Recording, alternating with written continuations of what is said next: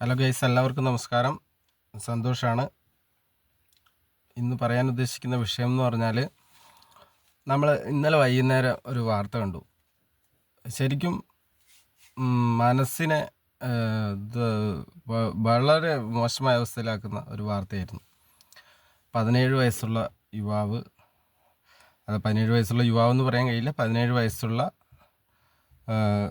ഒരു കുട്ടി എന്ന് തന്നെ പറയാം, കുട്ടി എന്നല്ലേ പറയാൻ പറ്റുള്ളൂ. 17 വയസ്സുള്ളൊരു കുട്ടി ആലുവയിൽ അമ്മയെ ബലാത്സംഗം ചെയ്തു. അതും 2ൽ കൂടുതൽ പ്രാവശ്യം. ആ വാർത്ത എത്രത്തോളം നിങ്ങൾ ശ്രദ്ധിച്ചിട്ടുണ്ടാവും എന്നറിയില്ല. എനിക്ക് വല്ലാണ്ട് ഹൃദയനൊമ്പരം ഉണ്ടാക്കി. അതായത് ആ വാർത്ത എങ്ങനെ ഉൾക്കൊള്ളണം, അഥവാ അത് എങ്ങനെ, അതിനെക്കുറിച്ച് എന്താണ് പറയേണ്ടത് എന്നതിനെക്കുറിച്ച് ഉള്ളൊരു പ്രശ്നം. ഞാൻ ലഹരി എന്നതിലപ്പുറം അതിനകത്ത് ഒരു വളരെ വേദനാജനകമായ ഒരു കാര്യം എന്ന് പറഞ്ഞാൽ, എന്നെ സംബന്ധിച്ചിടത്തോളം ഞാൻ ഇതിനെക്കുറിച്ച് പറയുമ്പോൾ ആദ്യം ഉപയോഗിക്കുന്നത് മൊബൈൽ ഫോൺ തന്നെയാണ്. മൊബൈൽ ഫോണ് അത് ഏതോ ഒരു ചർച്ചയിൽ റഷ്യ സിംഗ്, മുഖ്യമന്ത്രി ഒക്കെയുള്ള ജോൺ ബ്രിട്ടാസ് ഒക്കെയുള്ള ഒരു ചർച്ചയിൽ ഈ MDMA എങ്ങനെയാണ് കേരളത്തിലേക്ക് വരുന്നതെന്നുള്ള ചോദ്യത്തിന് റഷ്യ സിംഗ് പറയുന്ന മറുപടി, അത് സാർ അതിൻ്റെ കണ്ടൻറ്റുകൾ, സാധനങ്ങൾ ഓരോന്ന് പലപ്പോഴായിട്ടുള്ള സാധനങ്ങൾ ഇങ്ങനെ കൊണ്ടുവന്നിട്ട് ക്രമീകരിച്ചിട്ട് അത് MDMA ആയിട്ടല്ല വരുന്നത്, അത് ഇവിടുന്ന് ക്രിയേറ്റ് ചെയ്യാവുന്ന രീതിയുണ്ട്, അത് അങ്ങനെയാണ് ക്രിയേറ്റ് ചെയ്യുന്നത്. അപ്പോൾ ജോൺ ബ്രിട്ടാസ് പെട്ടെന്ന് കയറി പറയുന്നുണ്ട്, ഈ സാറിന് അത് ഉണ്ടാക്കുന്ന വിധം കൂടെ പറയാണ്ടിരുന്നിട്ടുണ്ടെങ്കിൽ ഉണ്ടാക്കി തരുന്ന രീതി കൂടെ സാറ് പറയുമെന്ന് ഞാൻ ഭയപ്പെട്ടു എന്ന് പറയുന്നുണ്ട് ജോൺ ബ്രിട്ടാസ്. അത് നാം മുന്നോട്ട് എന്ന് പറഞ്ഞ പരിപാടിയായിരിക്കും. നാം മുന്നോട്ടെന്ന് പറഞ്ഞ പരിപാടിയാണെന്നാണ് എൻ്റെ ഓർമ്മ.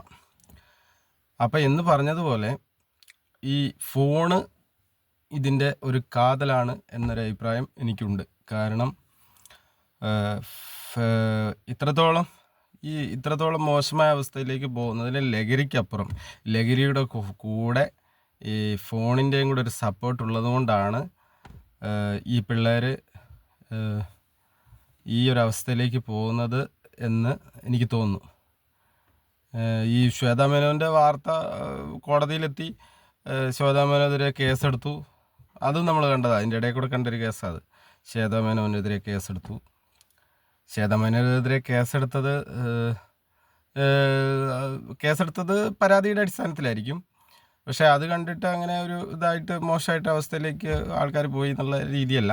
എങ്കിൽ കൂടി അതിനെല്ലാം ശരിവെക്കുന്ന രീതിയിലുള്ള സമീപനം, അതിനോടനുബന്ധിച്ച് വായിക്കാവുന്ന വാർത്തയാണ് ആ 17 വയസ്സുകാരൻ്റെ വാർത്ത. ലഹരിയല്ല, അതിനപ്പുറത്തേക്ക് ഫോണ് ഒരു അവിഭാജ്യ ഘടകമായിട്ട് എല്ലാവർക്കും ഫോണ്, ആൻഡ്രോയിഡ് ഏറ്റവും കുറഞ്ഞത്, നെറ്റ് ആവശ്യത്തിന് റീചാർജ് ചെയ്ത് കൊടുക്കുക, അല്ലെങ്കിൽ അവർ സ്വന്തമായിട്ട് എന്തെങ്കിലും ജോലി ചെയ്തിട്ട് അവർ കരസ്ഥമാക്കുക, എന്നിട്ട് നെറ്റ് തീരുന്നതനുസരിച്ച് റീചാർജ് ചെയ്യുക, ഇല്ല അക്കൗണ്ടിനകത്ത് ഇച്ചിരി നോർമലായ അക്കൗണ്ടിൽ നിന്ന് തിരിച്ച് ഇതിനകത്തോട്ട് ചെയ്യുക.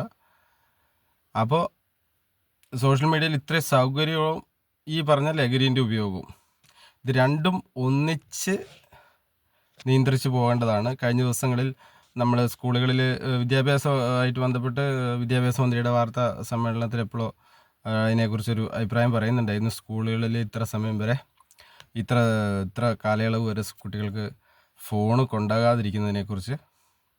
അത് നല്ലൊരു തീരുമാനമായിരിക്കും എന്നാണ് എനിക്ക് തോന്നുന്നത്. നല്ലൊരു തീരുമാനമായിരിക്കും, അത് നടപ്പിലാക്കേണ്ട തീരുമാനമാണ് എന്ന് തന്നെയാണ് എല്ലാവരെയും പോലെ എൻ്റെ അഭിപ്രായം. വ്യത്യസ്തമായ അഭിപ്രായം ഉള്ളവരുണ്ടായിരിക്കാം.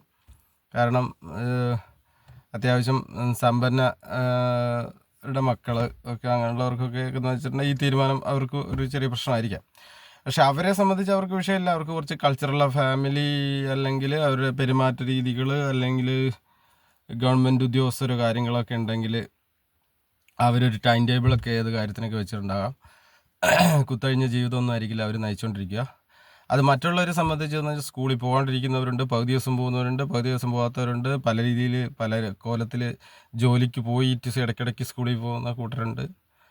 അപ്പോൾ അങ്ങനെയെല്ലാം വരുമ്പോൾ എന്താ വെച്ചാൽ, ഇത് ഈ ഫോണിൻ്റെ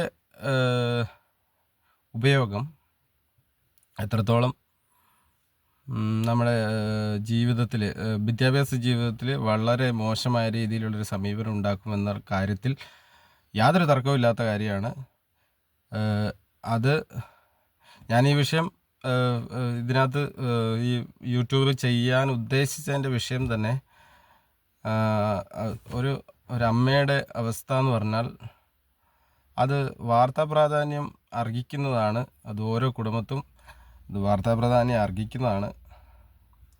അങ്ങനെയുള്ള മക്കൾ നമുക്കാർക്കും ഇനി ഉണ്ടാകാനിരിക്കുന്നവർക്കും ഉണ്ടായവർക്കും അങ്ങനെയുള്ള മക്കൾ അങ്ങനത്തെ മാനസിക ചുറ്റുപാടും കാഴ്ചപ്പാടുമുള്ള മക്കൾ ഉണ്ടാകാതിരിക്കട്ടെ. ഉണ്ടായതിനെ നേർവഴിക്ക് നടത്താനുള്ള എന്തെങ്കിലും ഒരു സംവിധാനം ഉണ്ടായിത്തീരട്ടെ. നമ്മൾക്ക് ഉത്തരേന്ത്യ പോലെ നമ്മുടെ ഇത്രയും നല്ല സുന്ദരമായ നമ്മുടെ കേരളം അതേ അവസ്ഥയിലേക്ക് പോകുന്നത് വളരെ ഓരോ ദിവസം ചെല്ലുന്തോറും നമ്മൾ എന്താണോ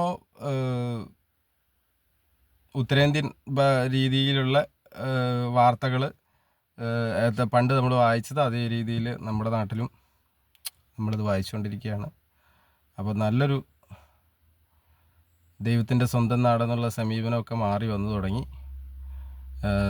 അതിൽ നിന്ന് നമുക്കൊരു മോചനം ഉണ്ടാകട്ടെ. അതിനുള്ള നടപടികൾ എല്ലാ ഭാഗത്തുനിന്നും ഉണ്ടാകട്ടെ. നമ്മൾ ഓരോരുത്തരും ആ നടപടി എടുക്കാൻ ഉത്തരവാദിത്തപ്പെട്ടവരാണ്. എല്ലാവർക്കും നമസ്കാരം.